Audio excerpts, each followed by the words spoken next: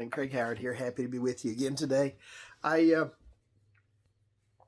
I was just doing some reading this morning, and I realized two things. Number one, I'm late getting this up today, and number two, I didn't get one up yesterday. Tuesdays have become sort of bad days for me because I have to help out at the Grant County Press on those days because Richard Knight, a dear friend of ours, and the guy who works there and does all the driving and delivers all the papers to all the places and all that stuff on Tuesday, is in the hospital, and so I'm covering for him while he's in the hospital. But anyhow, that's the reason I didn't get anything up yesterday. By the time I was done, it was like 4 o'clock in the evening or afternoon, and so I didn't get anything up. But today, this morning I was doing some reading, and the time just got away from me. But one of the things I read about was a school that made an attempt to break a sort of, there are all sorts of Guinness Book of World Records, and some of them are so obscure, like who can stack the most peanut butter on a knife, the highest, or I don't know if that's really a record or not. But I mean, they're just all kinds of really obscure records in the Guinness Book of World Records. They can make a record of almost anything, who has the most hair on the top of their head or whatever. I don't know. But anyhow, they decided to do a thing where they took cereal boxes and stacked them like dominoes and then pushed them over and they all fell down like dominoes. The previous record was something like 6,391.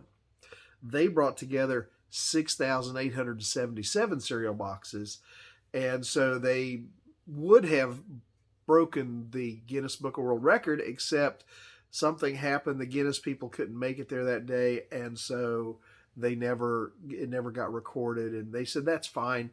It was just it was just an exercise for the kids. Anyhow, what they were really doing was a community service project where they collected all these cereal boxes and donated them to the local food bank, which must be an enormous food bank to use over 6,000 boxes of cereal. But they donated them to the local food bank that distributed them to other food pantries that gave them out in their community. And what really happened is they did this food drive. Not only did they bless a lot of people by providing cereal for a lot of people, but they themselves got blessed, and they blessed their whole community with this activity.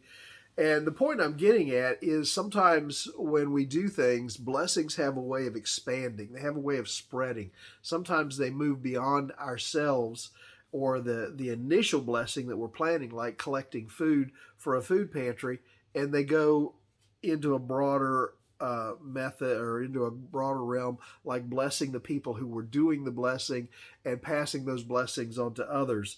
The Bible says in Matthew chapter 25, verse 34 to 40, the king will say to those on his right, "Come, you who are blessed by my Father.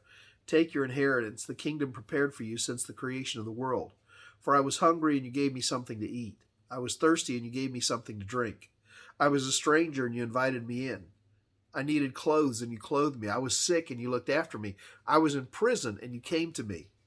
Then the righteous will answer him, "Lord, when did we see you hungry and feed you, or thirsty and give you something to drink? When did we see you in danger and invite you in, or needing clothes and clothe you? When did we see you sick or in prison and visit you?" And the king replied, "Truly I tell you, whatever you did for the least of one of these my brothers and sisters of mine, you did to me." The point Jesus is making here is, if you'll go out of your way to be a blessing to somebody, blessings have a way of coming back. Now, that's not the motive to do it. That's not the motive. You don't go out and say, "Okay, I'm going to bless people so that I can get a blessing." No. That's the wrong attitude. But it's just a reality that when we make the effort to be a blessing or to bless somebody or to touch somebody's life in a positive way, that those blessings have a way of spreading. Sometimes it's, you've all heard the story about the lady who came up. It was around Christmas, and she pulled up to the drive-thru at McDonald's and decided she's going to pay for the meal of the person behind her. And so she does it. Well, the person behind her says, hey, that's a great idea, and pays for the meal of the person behind them. And that went on. I forget how many people were in that line. It went on for hours that day. How many people in that line got their meal paid for by the person in front of them? When you bless somebody, that blessing has a way of expanding and spreading.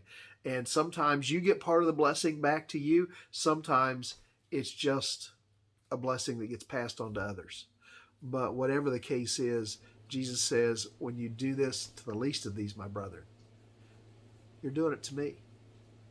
And if there's anybody that deserves to be blessed, it's Jesus. Have a great day today. Lord willing, I'll see you tomorrow. Mom and Dad, if you're watching, I love you.